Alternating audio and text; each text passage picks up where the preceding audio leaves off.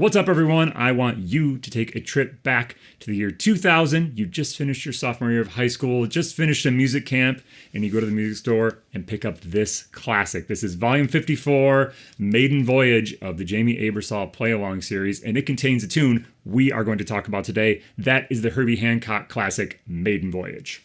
So we have brushed up against this tune. A couple of years ago, I posted a video about playing on sus chords and sort of the ways we want to think about sus chords, and that was one of the examples we used. But today we're going to do a full-on dive into this tune. If you want to check out that sus chord lesson, check out the link. Some of the material will be similar, but I've really tried to tailor it a little more specifically to the tune Maiden Voyage today rather than sus chords as an entire thing. In addition, also be sure to check out this week's PDF handout. Remember, it is free for everyone over at the Virtual Studio. You can follow the link below. It has a couple of exercises that we're going to talk about briefly here, but we're not necessarily going to break them down in every permutation. They're all spelled out in that handout. Really useful stuff to practice on this tune. And also make sure, if you haven't done so already, check out my band Paper Canaries' debut single, B.A.C. We released it about a month ago. You can find it here on YouTube on the channel. You can also find it on all streaming platforms. It is just a funky good time. So check that out. So let's dig into what we're talking about on Maiden Voyage. Just a touch of music theory to start out here. So this tune is made of a bunch of sus chords, and the way we see sus chords indicated on the page can vary depending on what lead sheet you're looking at, depending on what tune, depending on who the writer is. So you'll probably see it one of three ways. You might just see it indicated as D sus. That would probably be the most straightforward way, but you also might see either C major 7 over D or A minor 7 over D. So each one of these is going to have a little different flavor, slightly different color, but for us as improvisers, it's going to really tell us, oh, this is a D sus sound.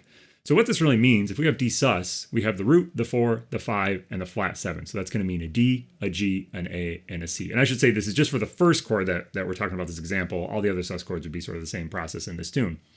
Our second way of indicating it, when we have that C major over D, we would think we literally just stack a C major 7 chord over a D. What we want to think about is what chords stay similar, what chord tones stay similar. So we would still have a D, we'd still have a G natural, and we'd still have a C natural. So that's still the root, the 4th, and the flat 7. Those are the important notes to define the chord. Same thing when we get to A minor 7 over D. We still think it's just literally plugging in an A minor 7 chord over D in the bass. Our D is still going to be there. There's a G in that chord, so G is still going to be there. And our C is still going to be there. So that's what we can think about the sus chords in a little bit of a flexible way. But for us as improvisers, all the stuff we're going to talk about today is going to work regardless of how you write it on the page. All right, our first approach that we might want to practice on this tune, and I should add that these are three distinct ways of working on this tune, and you would actually have to carve out separate time to practice each of them. This is not something where you probably want to practice all three of these at the same time, especially if you don't have command over them. It's going to be a lot of information. So our first one, place where I like to start with all students on this one, is thinking about sus chords as pentatonic scales. This is a great way to access a lot of the sound of sus. So when we look at our first chord, it's a D sus. So we are going to build a pentatonic scale off of the 5th note of D. In this case, that is A. From there, we just take that same process of looking at the 5th of each sus chord and building a minor pentatonic scale from that 5th. So our next sus chord we get to is an F sus chord. So we're going to think about a C minor pentatonic scale. On the bridge, we go to an E flat sus chord, so we're going to think about a B flat minor pentatonic. Now, our second chord on the bridge is a C sharp minor 7 chord. So there we could just think about C sharp minor pentatonic. We don't have to base it off the 5th there. We could just use the regular minor pentatonic scale. So to practice this, you're going to want to start out by just creating some simple up and down lines moving through the pentatonic scale to see if you can make sure you can get to each new chord and find this pentatonic based off of the 5th.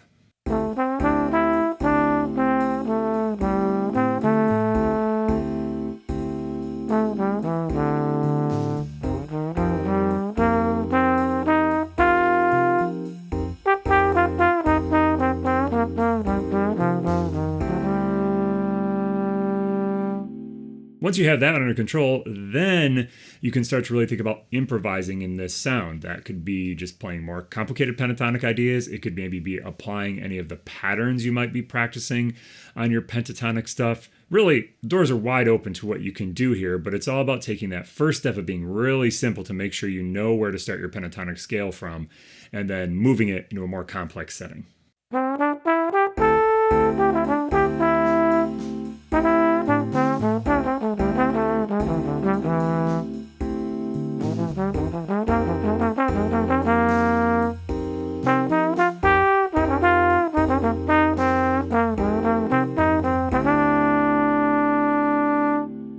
All right, that is concept number 1 on Maiden Voyage. Very, very useful. In all honesty, a lot of what I play, if I play this tune, is in that direction.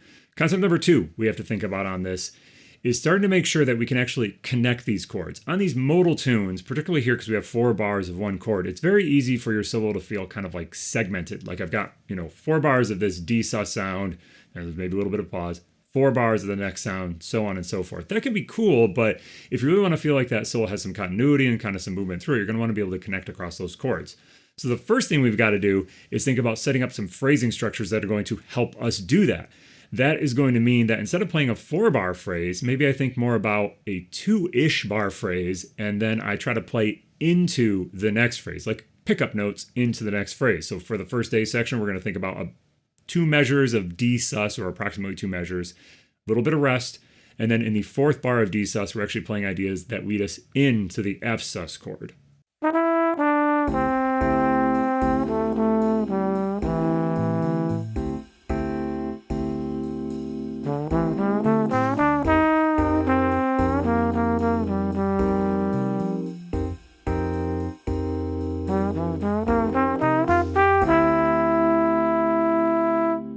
Now there I was still largely just thinking pentatonic, since that's what we have already established is useful for us.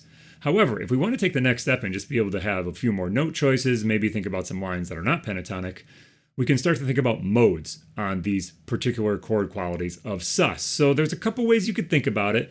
You can either think that it's just, in the case of D, it's a D mixolydian mode. It's the same mode as we would use on a dominant chord. It's just that the chord tones are different. Now, on a dominant chord, we would have a D, an F sharp, an A, and a C. On a sus chord, we have a D, a G, an A, and a C as the chord tones, but the scale notes are actually the same. Now, if you're hip to kind of like a parent scale way of thinking about this stuff, you'll know that a D7 chord is actually the same parent scale as an A minor chord. They're both essentially in the key of G. Not necessarily how I think about them, but that bit of information is important. So if you prefer, you could actually think that a D sus chord is like A Dorian. So it's still basing it off of the 5th note of the scale, but instead of using pentatonic, we can use that entire Dorian mode. These are all the same note sets, so it doesn't necessarily matter. It's all going to be sort of like where your sort of ear and brain are going with your thought process. So the same thing would be true on F. Could be F mixolydian for the if we're going from the root, or it would be a C Dorian. Now there's a couple notes that may clash a little bit with the sus chord in here. As long as you're moving through them, this would be particularly true of the, for example, on the D chord, the F sharp. It's not going to sound very resolved on this chord, but as long as you're moving through it, it's all going to be fine. Don't feel like you can't play an F sharp on a D7 sus chord. As long as it is moving, it's going to sound great. So once we get that established, we can use this to help build those ideas across the bar line and across the chords. Great way to get longer lines to kind of connect your ideas.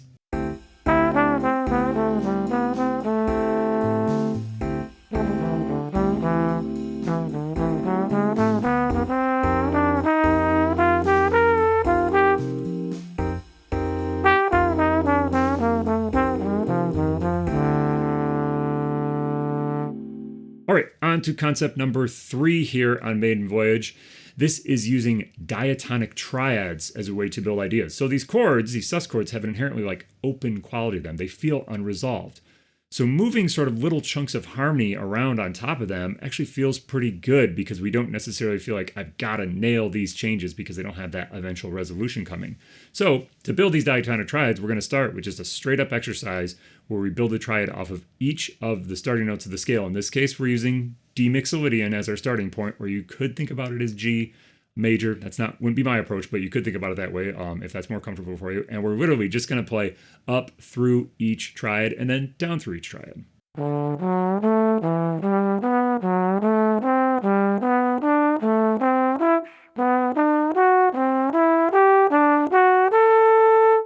Now, that's a pretty classic exercise. Here for this chord, I know I really am always looking for ideas that really use the chord that's based off of the second. So in our case here, the E minor triad, maybe off the fifth, the A minor, or off of the flat seven, the C major. Those really get the notes that are in sus, or really hit many of the notes that are sort of the sus sound, and avoid some of the ones that are not so sussy sounding, particularly the F sharp in this case. So I'm really always looking for those to be like the place I'm kind of digging into.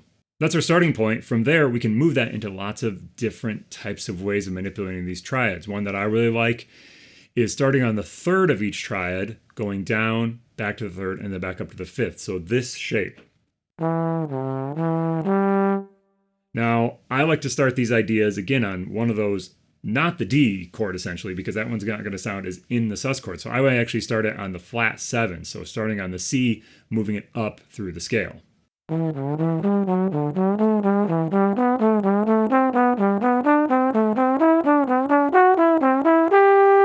Another really interesting way you can manipulate these triads is by starting to add some approach notes in there. This admittedly gets pretty complicated pretty quickly, so you do really have to have command over using just the basic triad shapes. But what you would want to do here is we're going to descend, and again I'm going to start on that flat seven. So I'll start on the C1 descending, and I would set up an exercise like this where I leave a single note rest at the beginning of each little chunk I'm going to set up.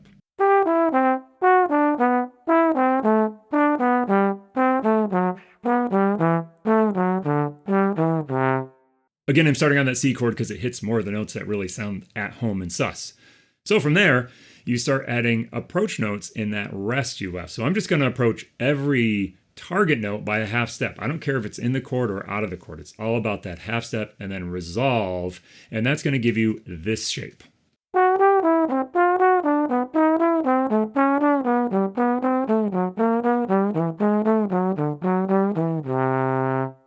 Not too bad here in the key of D, but imagine taking this all the way through the bridge to the key of C sharp minor, and you've got to manage all of those diatonic chords with approach notes. It can get pretty hairy pretty quickly, so you really got to invest some practice time here and make sure that your just regular old diatonic triads are just on total lockdown to start to add in these approach notes. So if we throw all this into a pile, throw it with a play along, you can really create just some interesting different kind of shapes. I can't say this is the only thing you would play in a solo. That might get a little bit redundant, but it's a great way to just provide some sort of relief and some different directions from sort of the more like open pentatonic sounds that sound so at home on this tune.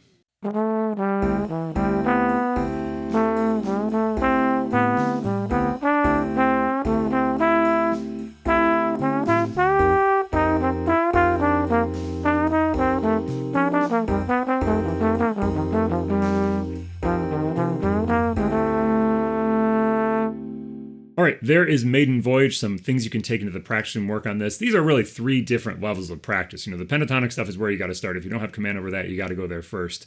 Then moving to a little bit broader sense of note selection. And then this last thing, as I said, relatively complicated.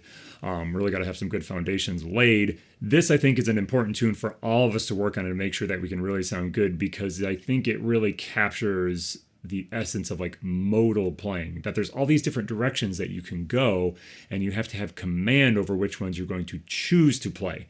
You can't play all of these things at once. That's going to get a little bit like unfocused. You really got to be clear about what am I trying to say in this phrase or this section of this tune, and kind of roll from there. On a personal note, if my playing today was a little bit scratchy, here as we're at the end of this lesson, I do apologize. I've been going through a embouchure change for the last month or so, and I'm getting there, but I'm not quite there. So recording some of these videos has actually been quite a challenge for me recently, of just actually sounding good and using sort of good technique. I can't say that I was really using the embouchure I wanted to in this entire video. So hopefully that playing today was still relatively good, relatively in tune, but I am on the struggle bus with my embouchure, so I appreciate your patience. And other than that, we'll see you in the woodshed.